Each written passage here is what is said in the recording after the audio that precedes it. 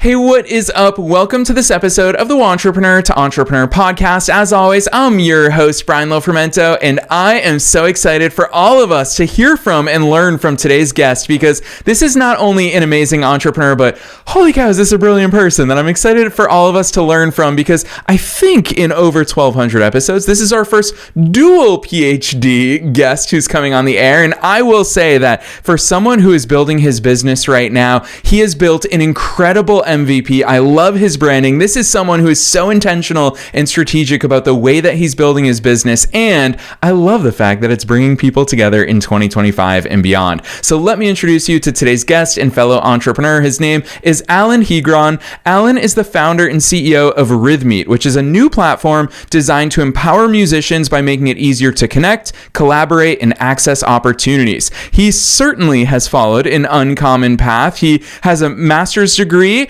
and a dual PhD in life sciences and molecular biology. Super excited to hear more about that. And while working as a researcher at Columbia and NYU, he began building his own startup in the music world. His mission with Rhythmeet is to reshape how musicians and venues connect, making the music ecosystem more accessible, more trusted, and more community driven, which I'll tell you what, in a world of AI and technology, and you're going to hear how much Alan likes those things as well, but I think it's so cool to use those vehicles to bring people together, to find more collaboration, more opportunities. I'm excited about this one, so I'm not going to say anything else. Let's dive straight into my interview with Alan Hegron.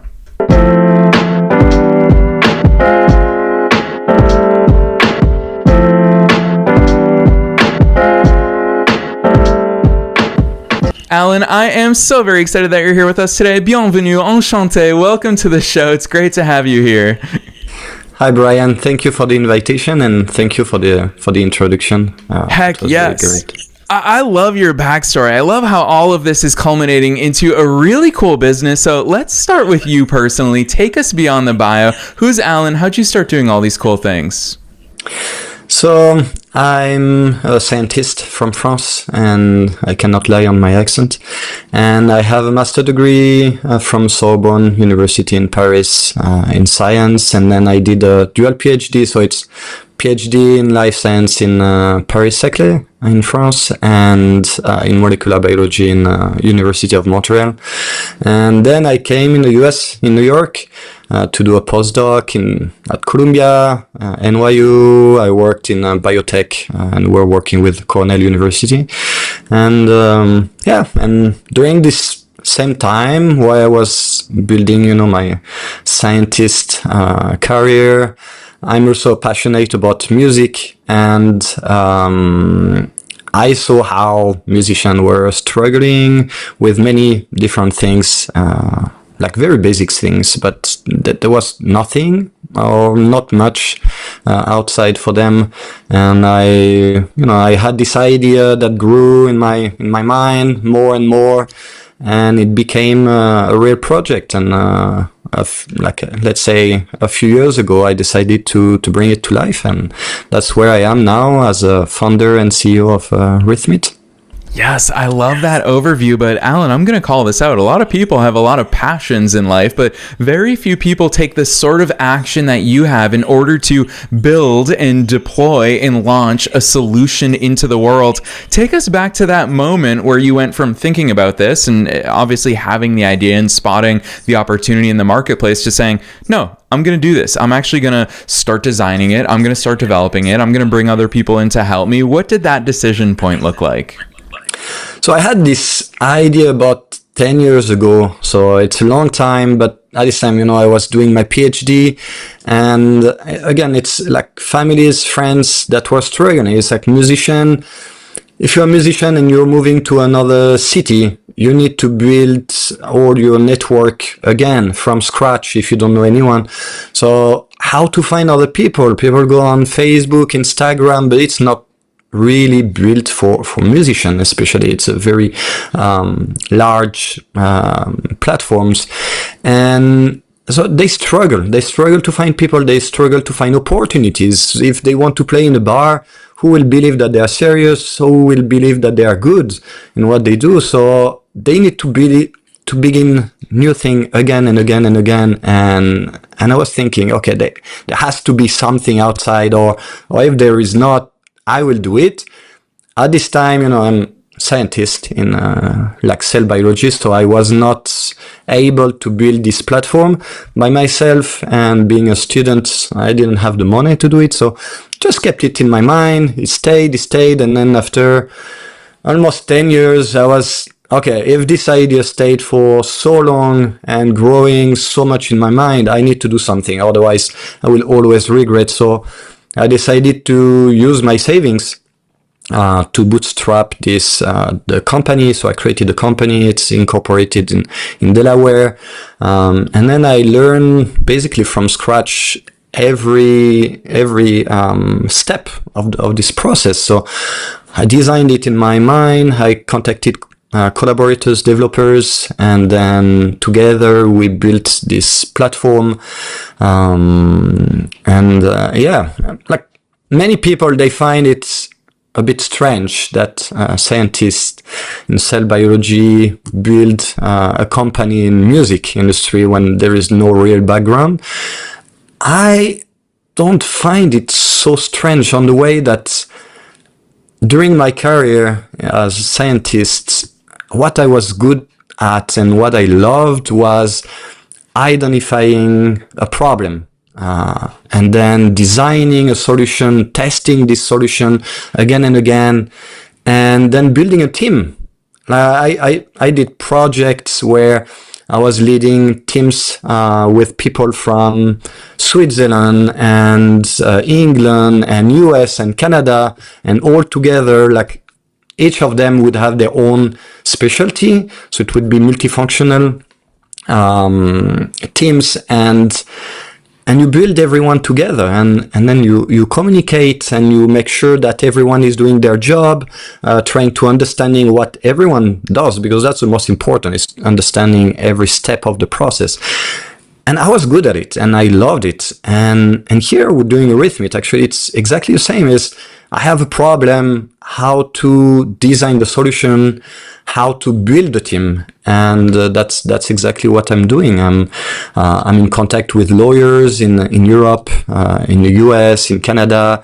I have the developer team. I have accountants. It's many things that you don't think at the beginning, but you need all these people together.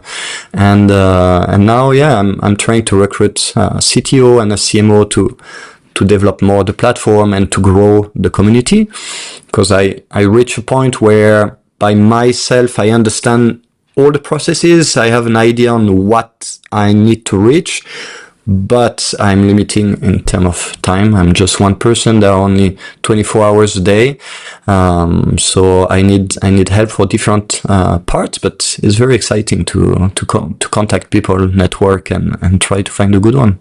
Yeah, indeed it is. Which, Alan, to be honest, tuning in and people hearing your background as a scientist, and especially as an academic at that, but then also the CEO and founder of what is essentially a tech company, they probably don't expect to hear your love for people. And obviously, part of what I teased ahead of this episode is the fact that Rhythmeet, part of what you do is you bring people together. And I think it's so cool because we live in this world where everyone wants to talk about AI, everyone wants to talk about technology, and you and I both do as well, but you're using it for that purpose of people-driven connection, people-driven collaboration and opportunities.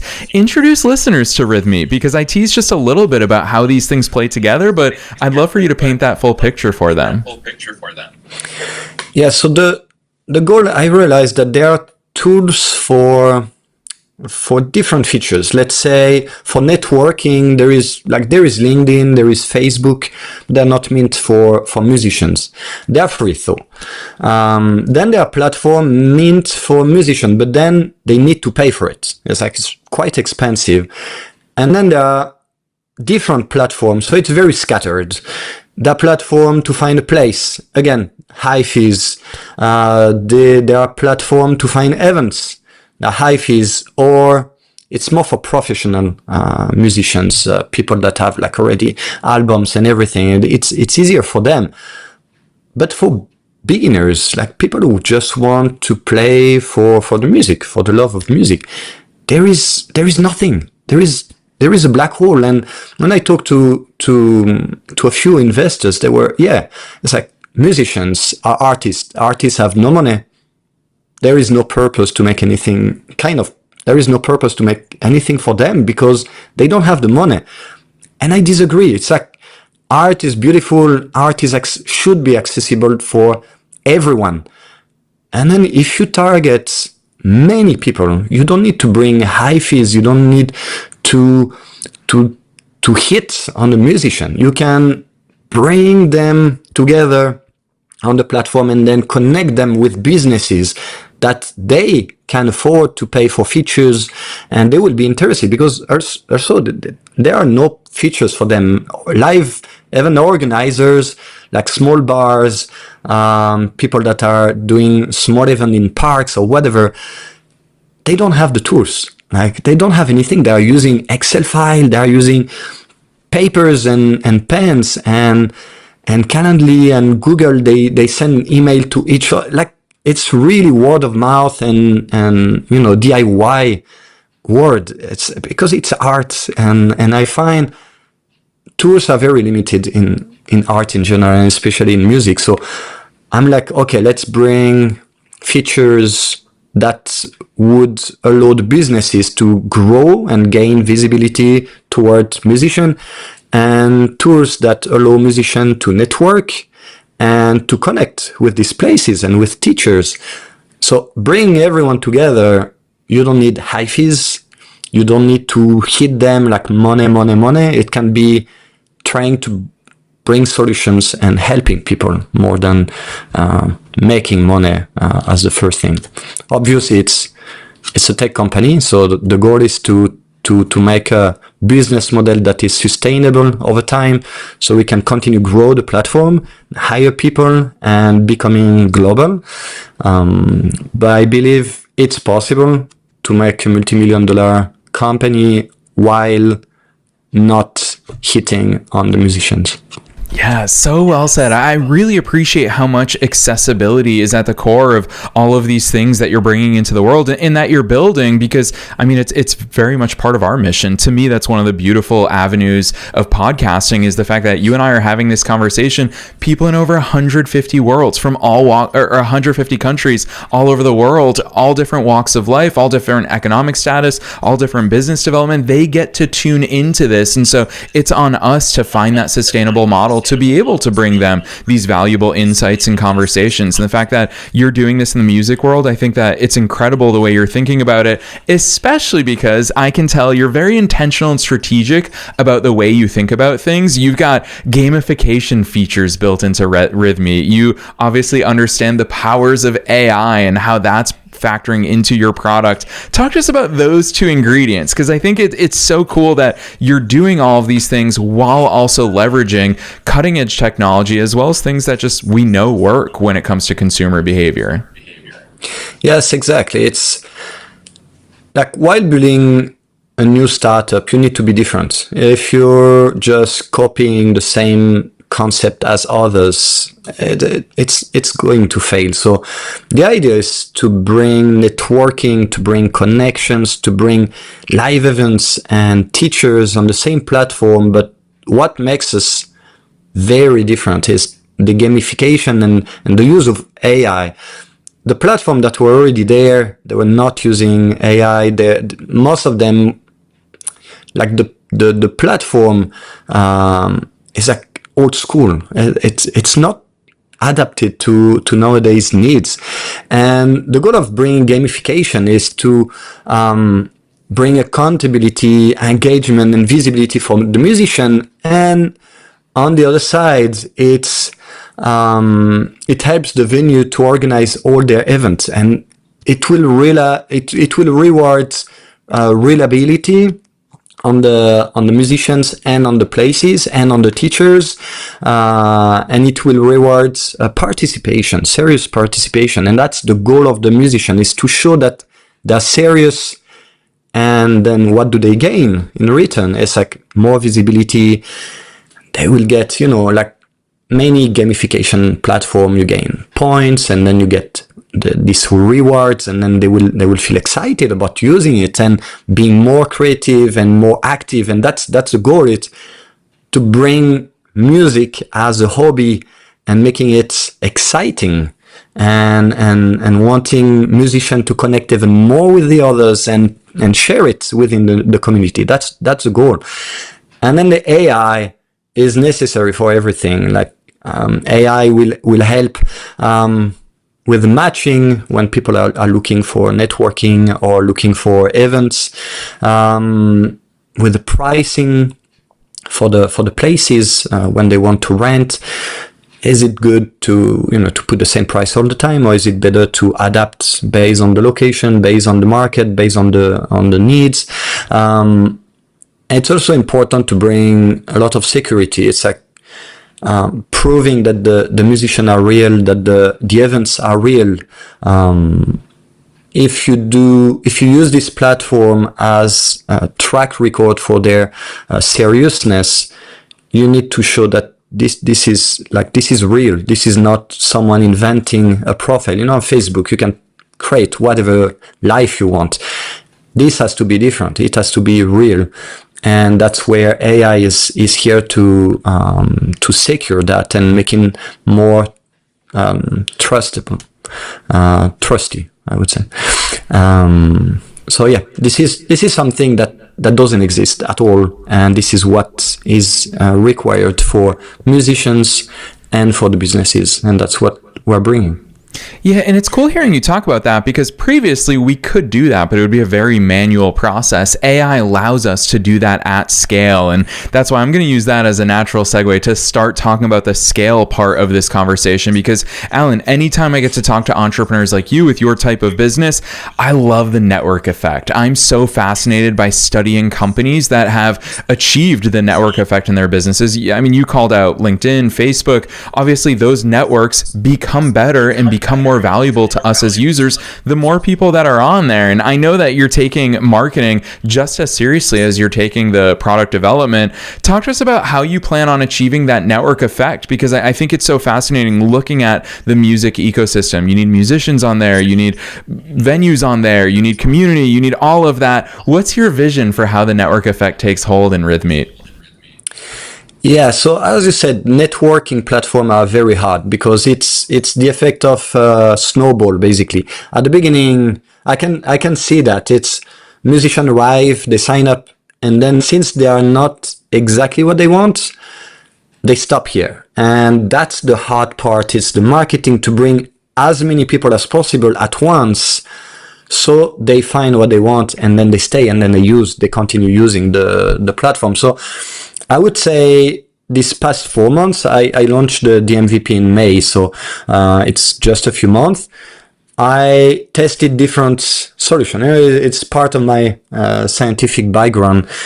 I tested different ways, and I found that the best is to directly go into live event organizers and bring them. And the more activity and the more recording studios and teachers will come on the platform, I believe this is the way to bring after musicians. But this is hard, and that's why I cannot do it myself, and I need someone specialized into that, and that's why I'm looking for a co-founder, a CMO, to develop this marketing, to develop the social content on the social platforms.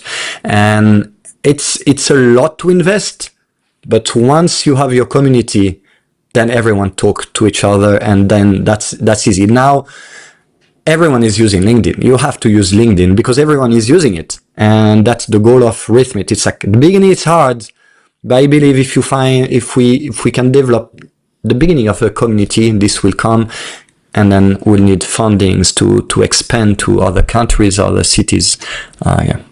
Yeah, Alan, this is something that I so deeply appreciate and admire about your mindset, and it very much is the entrepreneurial mindset. Is I hear too many people who are not entrepreneurs, when they hear about people looking for co-founders and partners, and they want to give equity away, a lot of fear-based people will say things, and scarcity-based mindset people will say things like, oh, but why would you give away a percentage of it? What about when it's worth $100 million, you gave away a percentage? And obviously abundance mindset entrepreneurs think, gosh, I'd rather have a percentage of something that reaches $100 million than 100% of nothing. Talk to us about that abundance mindset. It's been clear to me, obviously you and I interacted a little bit off the air, but you clearly have that rising tide lifts all boats mentality where you believe that the more people involved, the merrier. You believe that together, this can be an even bigger thing than just you alone. Yes, I began by myself first because I wanted to understand every step of the company. I cannot imagine being the CEO and the founder of a company and not understanding what's going on. So I began by myself, and I thought, maybe it was a bit naive, but I thought I could bring the platform at a step where I can raise fundings to hire people. But this is not as simple. It's like to raise funding, you need to have something solid. You need, in my case, I would need a huge community. And this is like a multi-people job. It's not by myself. So I'm looking for specialists in their field. Again, it's like same as in science. You cannot do everything by yourself, or it will take you 20 years. You find specialists in their field. So someone in marketing, community growth, and then someone in the development. And if I find these two people with me, with a vision, with a strategy in mind, we can grow something. And as you said, it's better to have 20% of $100 million company than 100% of no company, or something that is costing me money more than bringing money. So that makes no sense. It's better to bring the vision of like community all together and bringing everything together. I think it will help a lot. Yeah, for sure. Alan, I praise your entrepreneurial mind, but I want to switch gears and talk to that scientific mind of yours, because you've already alluded to the fact that experimentation is a key part of that scientific mindset that definitely benefits you as an entrepreneur. I'd love to hear some of those other things that you've realized have crossed over well into the entrepreneurial world. And especially, I do want to put you on the spot to talk to our audience directly about that experimental mindset, because I'm 17 years into my entrepreneurial journey, and I fully appreciate, I think it's either Thomas Edison quote where he said, "I didn't fail, I just found 10,000 ways it didn't work." And of course that points us in the direction closer to what will work. I'd love to hear some of those things that you've noticed. Yeah, I feel like it's important. Like my vision is my vision. It's the vision of one person. My company is meant for millions of people. It's impossible to have the vision of everyone. Everyone has a problem, more or less different than others. And the goal is to be quite sure about what you want, like the direction. Otherwise, you don't move anywhere. You need to be sure where you go, but you need to be open-minded of new ideas of critics. At the beginning of my platform, I had the vision of something way bigger from the beginning. And some people told me that may not be a good idea. That may not be a good idea. I was sure. It's like the more there is on the platform, the better it is. But then I realized that no, because if it's too large, people don't have the idea of what it is, what tool it is. It's a platform, but they don't understand why they can use it. So I took all the critics over and over, and until I got like this vision of, oh, I know exactly what it should be.